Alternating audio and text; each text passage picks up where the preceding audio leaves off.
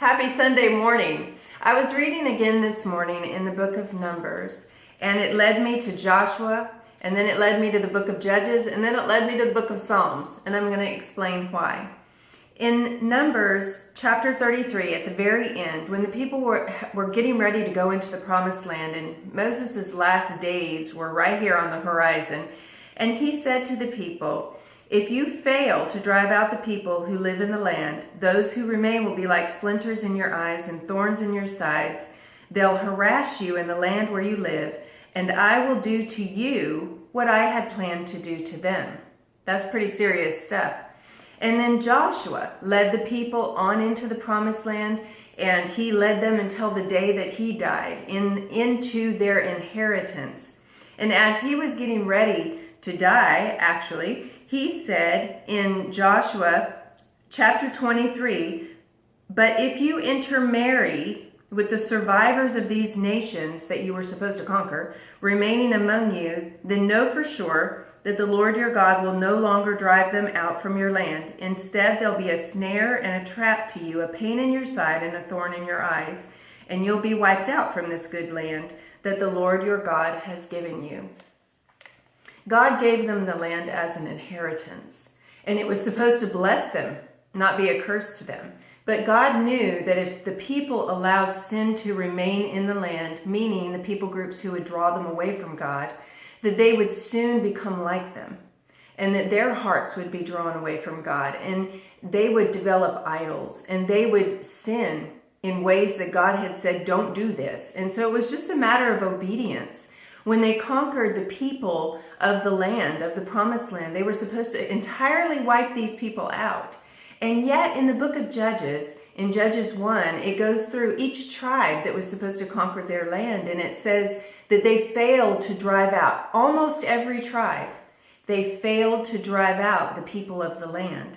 And so the consequence to that, of course, is that their hearts were led away from God, just like God had said.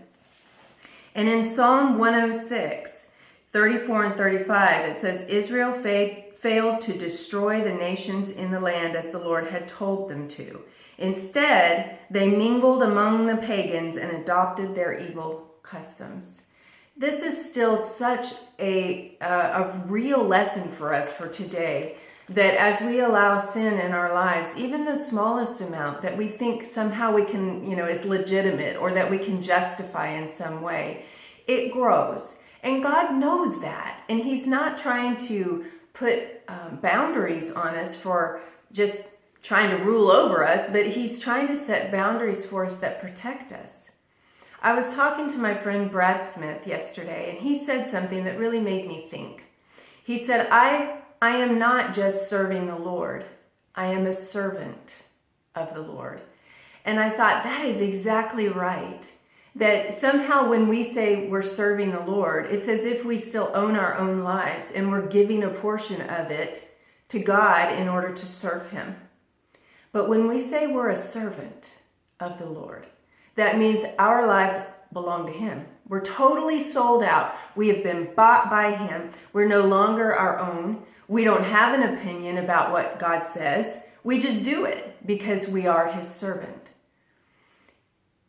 Let's take that to heart this morning, that we don't just serve God, giving a portion of ourselves to Him, but that we are His servants, completely 100% dedicated to the only one who is faithful, the only one who can love us perfectly, the one who is interested in helping us, not harming us. That's the God I serve. That's the God to whom I am a servant. And I pray that that's your heart as well, that that's your attitude as well. And go to the house of God. I'm getting ready to get in the car right now and head on. So what an exciting day. And at Cornerstone Nashville, oh my goodness, what an exciting weekend it has been, and it will continue to be. And I'll see you next week.